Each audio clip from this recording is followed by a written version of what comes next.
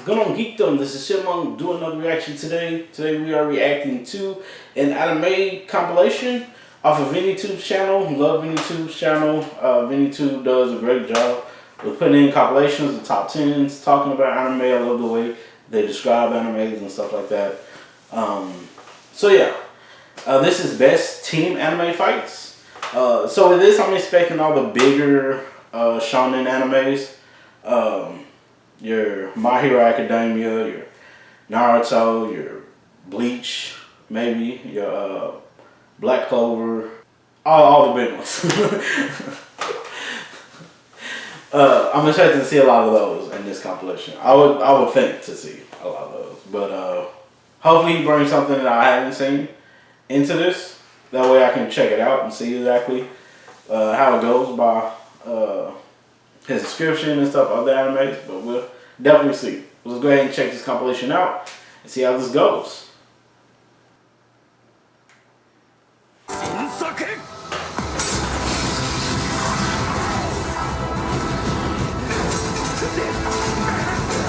Team battles in anime are awesome. While it's great to have some one-on-ones, and arguably some of the most memorable battles in anime history show, the team battles are no slouches either. At its core, the good team battle allows for a showcase of how two often contrasting fighters fight together, and at its best, the team battle becomes a culmination of the characters' story arcs and development. Today we're going through a list of what I think are the best team battles in anime. Doesn't matter if it's 2 against 1, or 3 against 1, or the entire roster against a complete monster of a final villain. I'd hate to keep you waiting, so let's dive in. Starting this off is Hunter x Hunter's Chrollo versus Zeno and Silva.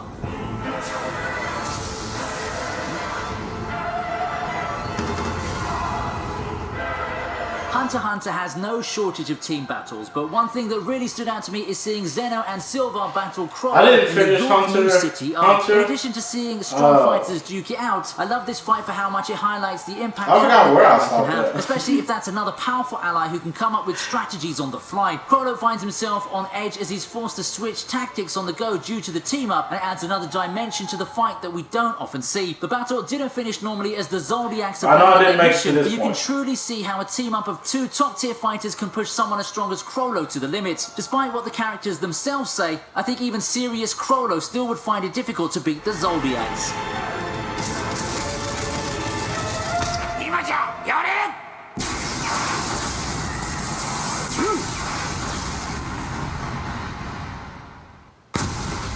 Asta and Yami versus Dante. Black Clover.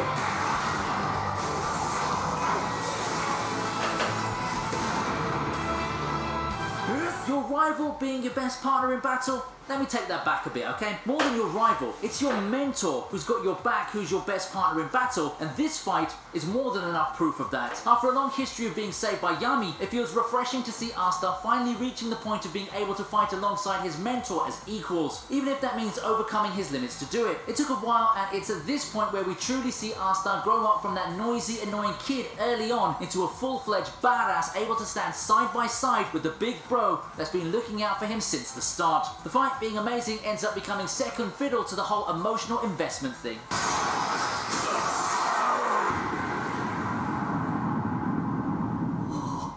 Why stop at duos when you can have everyone join the party like Ordinal Scale's final boss fight? I think I stopped after season 2 of Sword Art.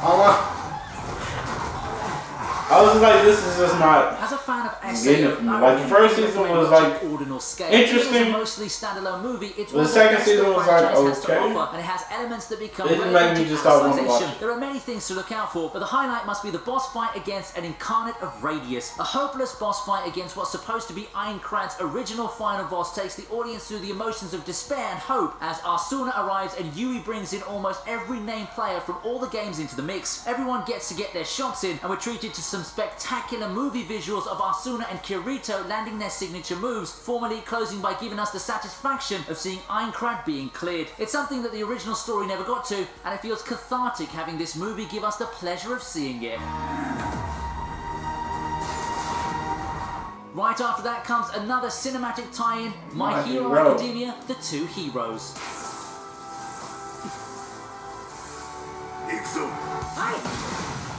I've said it before, and it still holds true that My Hero Academia, The Two Heroes, is a damn good movie and inclusion to the franchise. I just love the movie for the easily digestible plot, the themes it embodies, and this final battle. The final battle, which sees the mostly sidelined I only watched 2 movies from My Hero. Midoriya, the I didn't watch to this defeat movie. the seemingly invincible Wolfram. I get goosebumps when You Say Run played as hero and mentor proceed to kick ass and beat the hell out of the transformed Wolfram. One of the best moments that year in the world of anime, and it serves as yet another one of Midoriya's highs, a time he seems to have transcended even his idol in greatness. If you're a fan of My Hero Academia in any way, come watch this movie. It's worth the time, if for just this moment alone.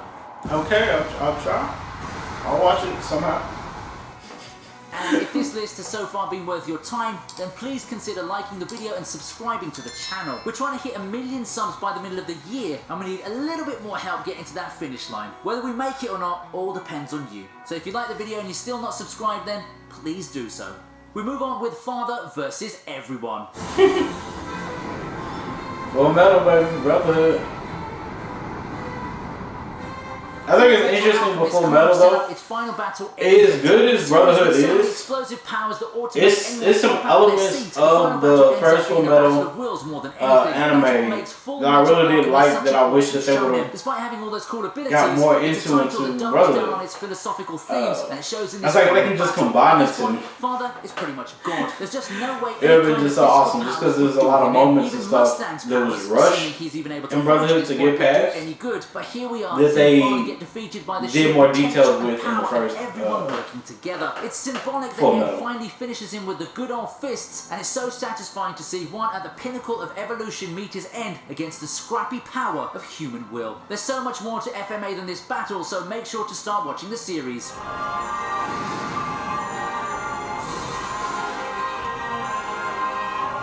Todo and Yuji versus Hanami is another great one.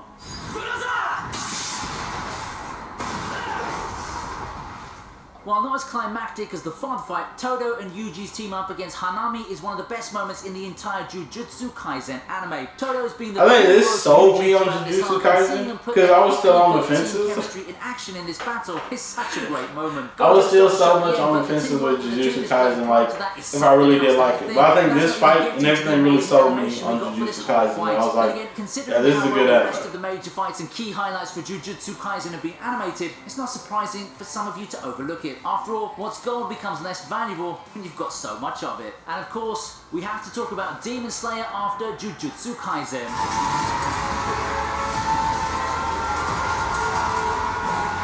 I'd say that the adaptation of the Red Light District arc passes with flying colours, bringing to life what was one of the longest battles and arcs the Demon Slayer manga had. Despite lasting for well over half the season's run, the Daki and Gyutaro fight in Demon Slayer never felt that long. Perhaps it's because of the magic of how the fight was structured. It's not just a slugfest featuring the same combatants, and with the main focus being ever shifting, it instead feels like a series of connected fights. You get a bit of Tengen versus the Upper Moons, and then there's the Gamado siblings teaming up in an epic showdown, and the sheer permutation and gimmicks of the fights makes this long stretch very immersive. Face it, time just flew by when watching this fight. Do I even have to talk about the animation at this point though?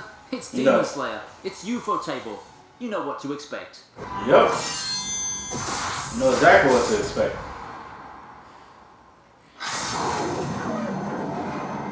So many ads. Last week we move on to another This program does not do well with ads. I found that out real quick. Ryder and Shirou have to be one of the strangest combinations that worked out so well. Nothing about Shirou makes me think that he'd make a good partner for Ryder, but seeing how they took it to the unstoppable Saber altar gave me some second thoughts. What I like about this team up with Ryder is how the two of them strategized and played to their strengths. Perhaps it has to do with Shirou knowing his former servant's tendencies, but with how they work together, you wouldn't know that they're pretty much known each other as battle partners for a while. Of course, the highlight is more of Ryder's epic attacks and how the entire cavern breaks apart in a clash with Saber altar. You could just feel the cataclysmic energy watching. I'm still not sold on this anime. Sorry. As I'm not the biggest shonen fan, but there's a lot of shonen animes I really do enjoy. My Hero, Naruto. Ending this list is the Momoshiki fight. Speaking of Naruto.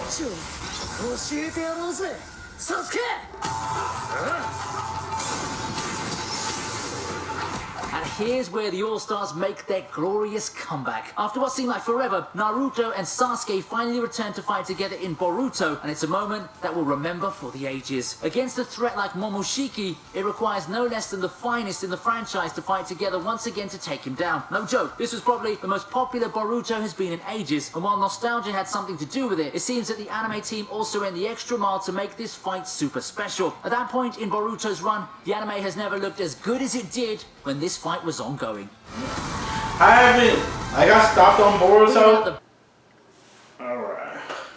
So yeah, I stopped watching Boruto for a bit. And I know everyone's talked about, oh, it's gotten better and everything. And I have to get right back into it.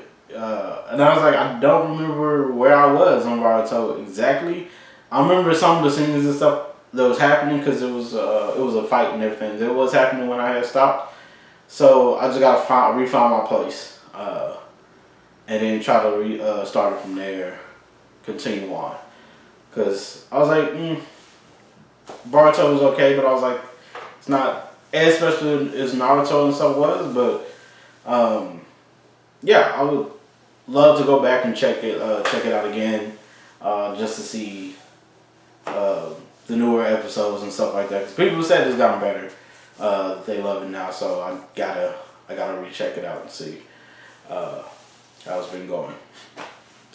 But yeah, let me know what y'all think about this in the comments below. This was a nice compilation. Like I said, it was going to be all the bigger animes, the more popular ones. Because I wouldn't say that they're the best ever animes, but they're just some of the most popular ones just because of action animes and stuff like that tend to be the most popular. Again, my picks of my favorites are never the ones that are the most popular. I think Naruto is in my top 5 of animes of all time. Favorite animes of all time. Like Cowboy Bebop. Which that's a shonen anime. But my number 1, School Rumble. I'm going to do a compilation. Well, not a compilation of my top 10. I'm going to post my top 10. Favorite animes of all time. It's going to be different than a lot of other people's favorites, but I just want to show off what I genuinely like in anime. The ones that I just resonates more to me. So I'll do that. I'm still planning on doing that. I gotta find time to do some of this stuff. That's the sad part. Once I get some more time, figure out some stuff, I'll definitely dive more into trying to get some of this stuff done that I've been trying to do or wanting to do for a while. But yeah, again, thank you all so much for just jumping on and giving me a try. I really do appreciate it. Please do take care of yourselves and each other. Peace and geekdom.